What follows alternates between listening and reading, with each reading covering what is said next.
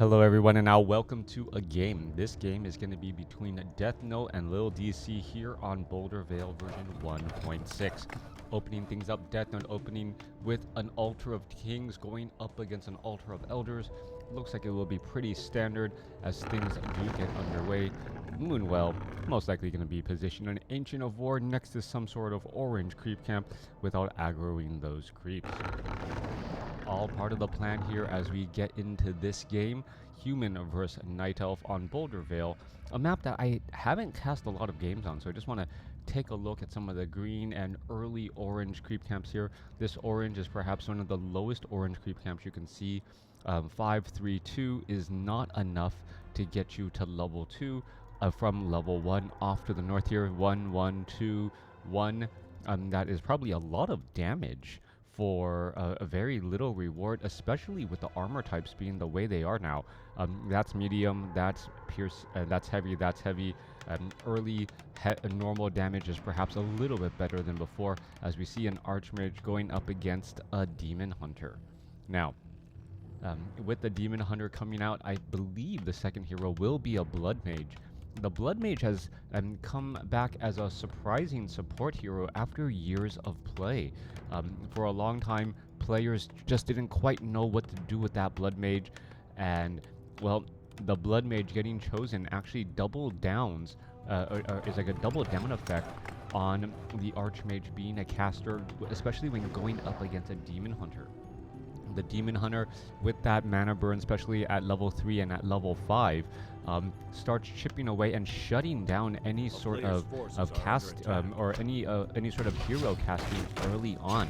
The Blood Mage, however, counteracts it, is able to siphon mana and also use Banish effectively to remove him from the equation. Archmage and Demon Hunter are now out on the battlefield. Here comes the Archmage now. Where is he going to try and go? Looks like he's going for this. Where is he going? He looks like he's going for the gold mine. There, finally drops the water elemental. There is an enforcer here, skeletal marksman. This is a rather difficult creep camp, and the Wisp, I believe, was trying to try to do some sort of detonation, but may not have been able to do exactly that. Skeletal marksman easily taken down. The enforcer going to be difficult to take down as he has evasion. That greater dark minion, 16 to 19 damage. We're looking at a pendant of energy. Are we going to see a pickup of the item? There we go. There's a pickup of the item. There's a water elemental drop, and there's level 2 now on that Archmage. Quickly detonation coming across. Demon Hunter going to get another mana burn, most likely off onto that Archmage if he is not careful. Are we going to see the peasant? Oh no, unable to jump inside as the Archmage now, well, has a larger mana pool for the Demon Hunter to try and burn through. That's a little bit of a tough spot to be in. We're going to see another mana burn, perhaps Archer trying to come across, get in a little bit more damage. This footman back across here. What is going on? This Archmage just trying to get away, gets mana burned again. And this is a little bit of a strange spot for Night Elf. Yes, you do want to rack up damage onto that Archmage, but at the same time, in the same way, because of how the Moonwells work, you do not necessarily want to use up all of your mana. This peasant, oh, what is this Archmage doing? Deathnote playing with a very, very dangerous proposition. Are we going to see a little bit of a dodge? Is the footman going to get in the way? No, it doesn't. And every time, Deathnote could have had a little bit of separation if he just allowed himself to micro that footman there. And yeah, if he just microed the footman and had them pass into position. Archers perhaps now going to shadow meld here. Demon Hunter picks up boots of speed. Will be able to easily catch up to the Archmage. Archmage, no boots of speed. Is he going to try and buy Dust of Appearance? That may be the case. A couple of archers, hiding themselves one at a time as the Demon Hunter now goes after some of these units. Archmage, perhaps he doesn't know where the tree line is and how to actually get to the shop. Went to the wrong spot, and this is those situations where map awareness and map familiarity do make a big difference. All right, Night Elf seems to be in a great position here, even though Deathnote does have this expansion up. Demon Hunter playing on the edge of a sword here, and there's that peasant trying to join in on the fight here. Footman gonna finally fall. That's gonna give level 2 to the Demon Hunter. Perhaps try to get evasion. Archer gonna get taken down. There goes one. Are we gonna see a mana burn onto the Demon Hunter or onto that Archmage? Archmage down to 89, 90 hit points as the Demon Hunter tries to get up there, unable to get another mana burn. Footman still just trying to rally with that Archmage there as another Archer gets taken out.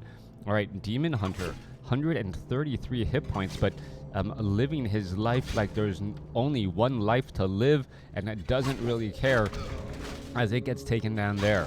Water Elemental taking out quite a bit of damage as well, down to 280 hit points already. And I believe the Archmage is going to want to try and deny this. He's going to be able to deny that there. Mana burn once more onto the Archmage. Archmage now down to 85 hit points. We're going to see some more exchanging blows. Footman, is he going to get in the way? No, he does not. Once more, Deathnote not getting in the way with those footmen that are rallying to him. The footman actually ends up, the footman ends up slowing down the Archmage, and then at the same time doesn't do enough there as the Demon Hunter gets to level 3. All right. We should be already at tier 2, perhaps training up a Naga Sea Witch. What is going on here with this one footman? Footman down to 40 hit points, doesn't seem to care, and now perhaps will finally retreat back home. Are we looking at second tree of life being built? We do have a Hunter's Hall, Ultra Vision getting ready, our Ancient of War still training up more units. There isn't much infrastructure back at home, and the Moonwells are now full. All right, this Demon Hunter needs to head back home, drink from these Moonwells so that the Moonwells can collect more mana. And, this Demon Hunter can do his thing. Yeah, no reason not to drink from this Moonwell as well, as it is still nightfall. We are looking at the dual Ancients of Lore finally, and perhaps the Demon Hunter, should have, I guess someone drank from that one. All right, so drinking up from those Moonwells, and now ready to venture forth again.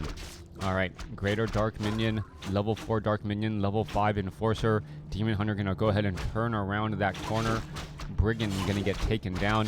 And I do like this play, or the map designer for creating a creep camp that has dead or live and undead units in the same creep camp.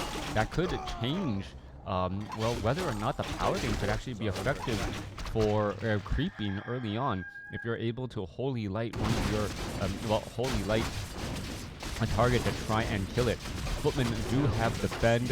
Deathnote, venturing forth once more. Tech to tier 2, nearly done, 30 seconds away, 30 plus seconds away. And, the Archmage does also have a Scroll of Regeneration ready to use once this Dark Troll Trapper gets taken down. Alright, it gets taken down, Scroll of Regeneration, picks up a Crystal Ball, also used up a Clarity Potion. Units are on the move again. Ancient of War taking quite a bit of damage. True Shot Aura handed over to the Naga Sea Witch, who now sits at level 2.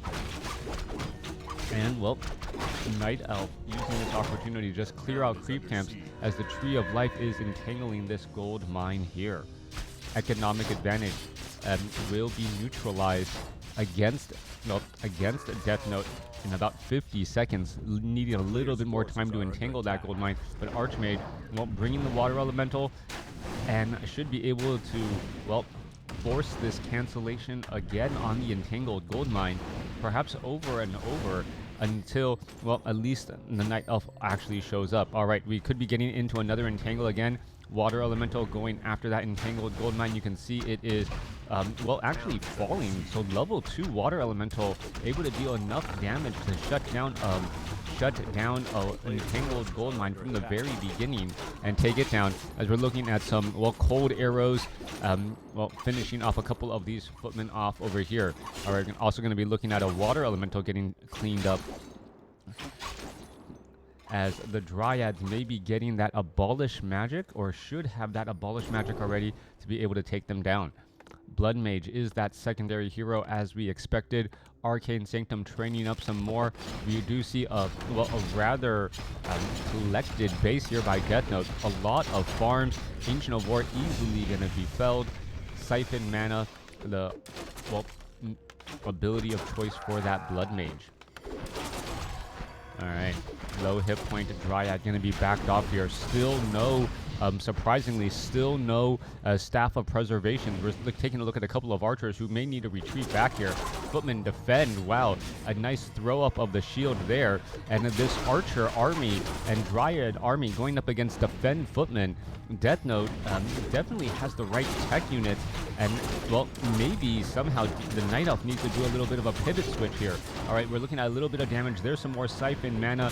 Are we going to see some more mana burn? That Fork Lightning doing quite a bit here as the WC which uses, and there's a mana burn trying to finish off some of those units. There's another Siphon mana. Are we going to see a down footman? No, we are not. Demon Hunter not going after the footman, and both the footman and the rifleman are able to escape.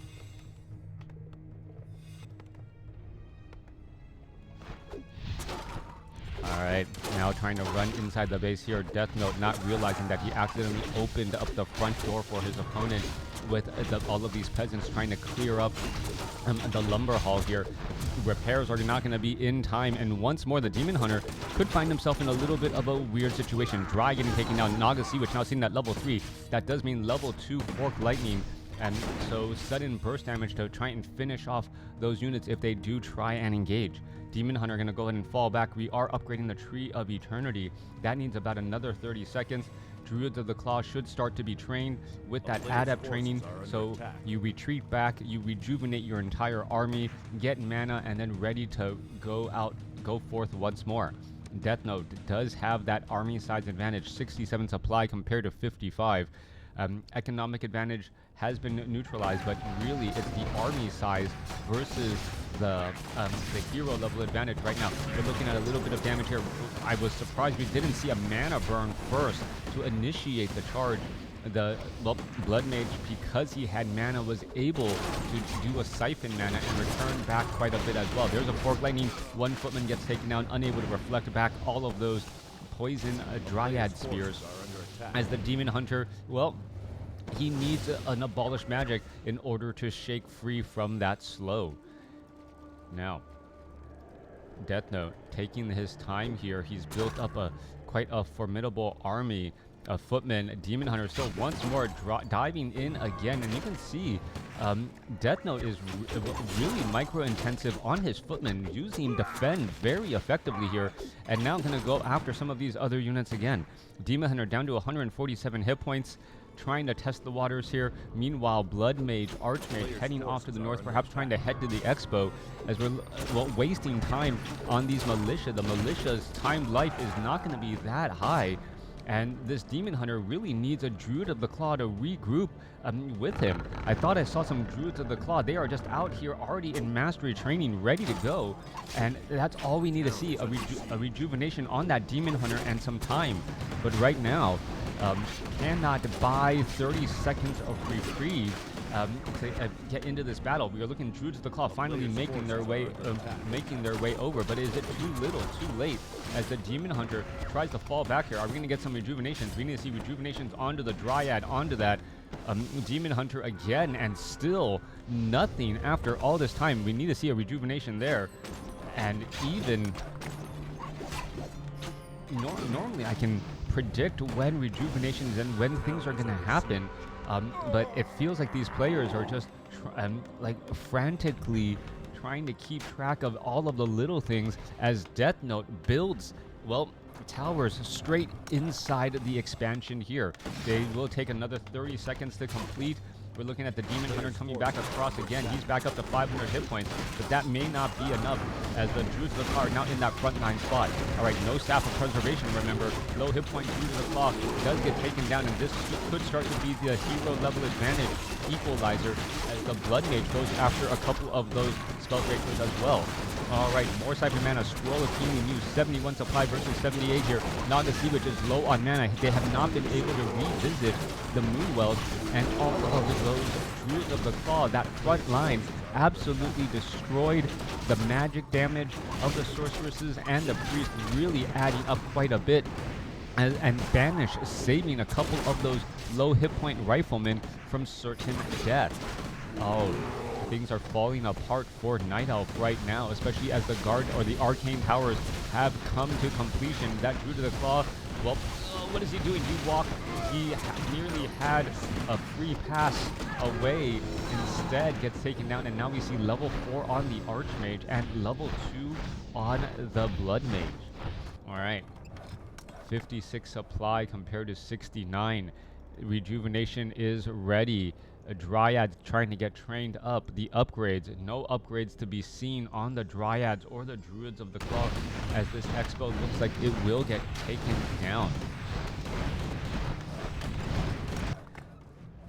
What are the possible plays here now? Demon Hunter now sitting at level 5, level 3 mana burn. Naga Sea Witch will get to level 4, but even with that, all of these Moonwells they're just full, and it's nightfall.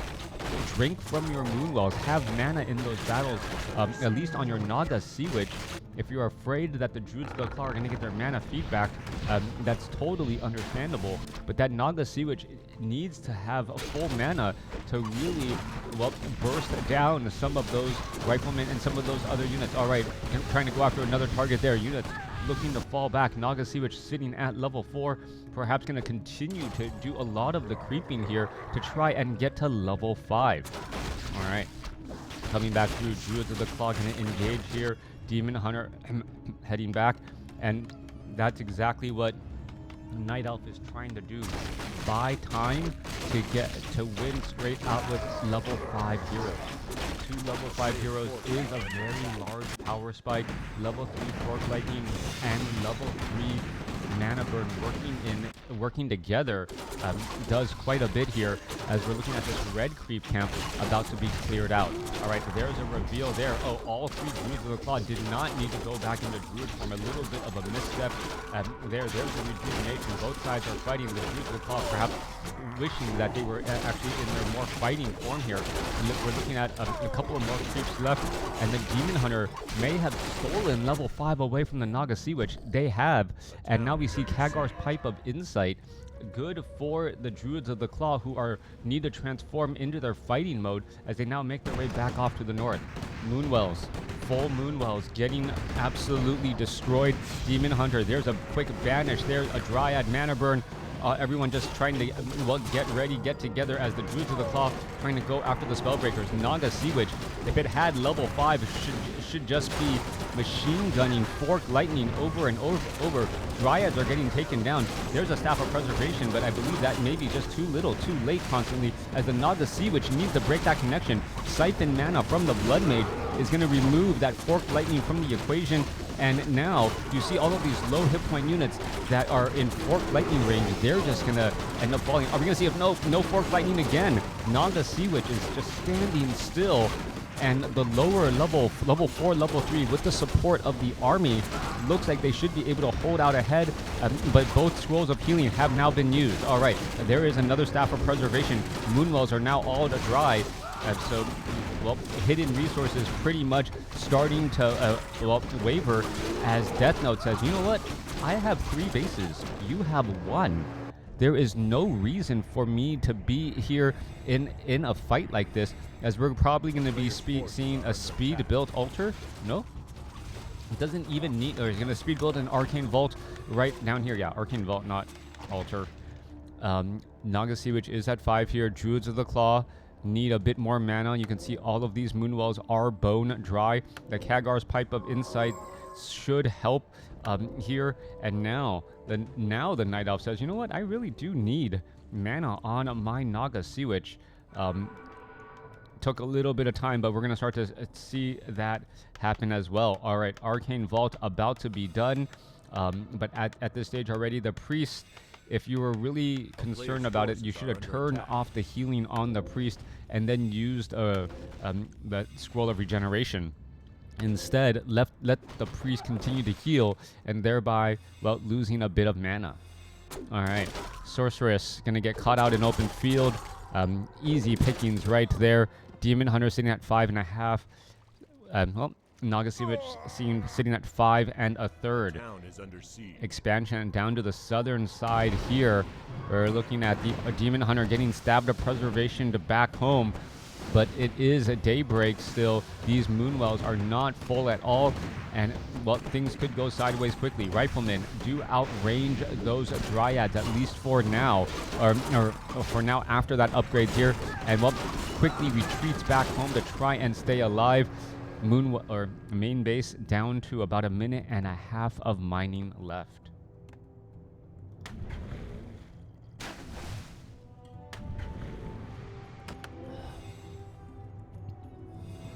Deathnote playing the stronger macro game and having the larger army, didn't invest nearly as much onto the heroes, but at the same time, in the same way, Night Elf didn't allow his own units to really come out on top, right? If you have the stronger level heroes, then you gotta make sure, well, your Fork Lightning needs to hit more targets. All right, Invul Potion quickly already being used there. Nagasi, which could be in a little bit of trouble, does have a Potion of Greater Healing. Units trying to retreat back.